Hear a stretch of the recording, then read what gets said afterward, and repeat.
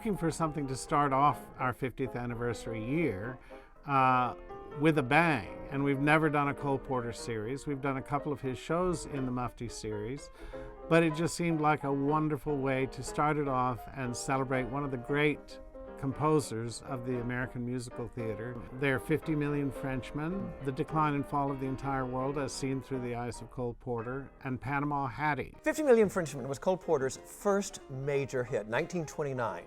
But you know, over the years, as with many of the shows of that period, it got lost because at that time it was like writing for television. You'd write a few episodes and then they'd disappear and you'd off to writing the next one. It was not the way that we look at shows today, like something like Phantom of the Opera, which is going to sit there for generations.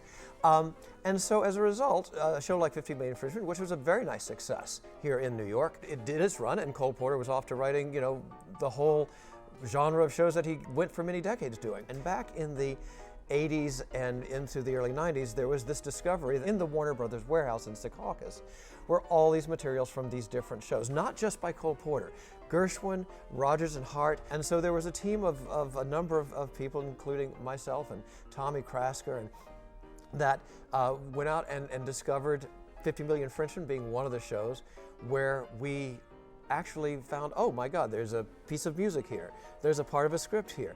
There's orchestrations here. A lot of people don't realize that this show has at least 4 or 5 standards that if you know Cole Porter, you love. You Do Something to Me, You've Got That Thing, The Tale of the Oyster, Unlucky at Gambling, and one of his most beautiful songs, You Don't Know Paris. The middle show is something I've wanted to do for a long time. It's Ben Bagley's review from 1965, which played Off-Broadway and then for quite a long run in Los Angeles, called The Decline and Fall of the Entire World as Seen Through the Eyes of Cole Porter. This review is basically made up of some real jewels that you don't hear every day. I mean, in the show we do have a medley of tunes that are very familiar, but there's some wonderful songs in this that everyone might not know, but that's what's so remarkable about it. In times of chaos, Cole Porter saw the world through his own eyes, which means sometimes he totally disregarded it. And some of those lighthearted hits were written during when things are going on. He just had his own way of looking at things. I'm Clea Blackhurst. I'm coming to do Panama Hattie, and you'll never believe this, I'm playing Panama Hattie. This is 1940 that this musical was written for Ethel Merman and 3 really funny character guys who played sailors. And it's basically about a woman, Panama Hattie. It's supposed to be a play on a Panama hat because that was very popular at the time.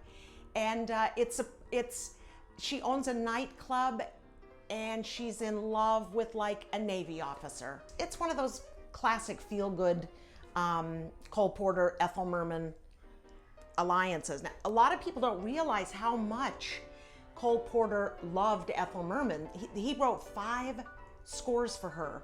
You always think of him as being sort of super sophisticated. You don't really realize like he loved writing for her. At the top of the series, we have 2 special events in one day.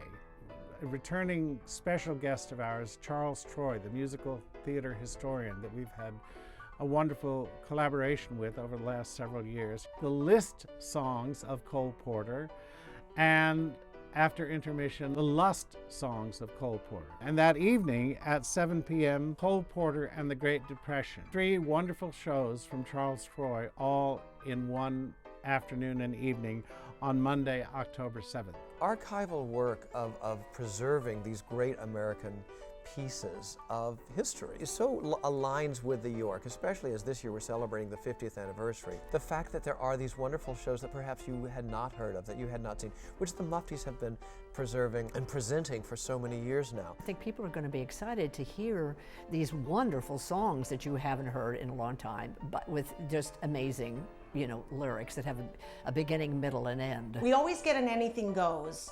We occasionally get a Red Hot and Blue. You really never get a Panama Hattie.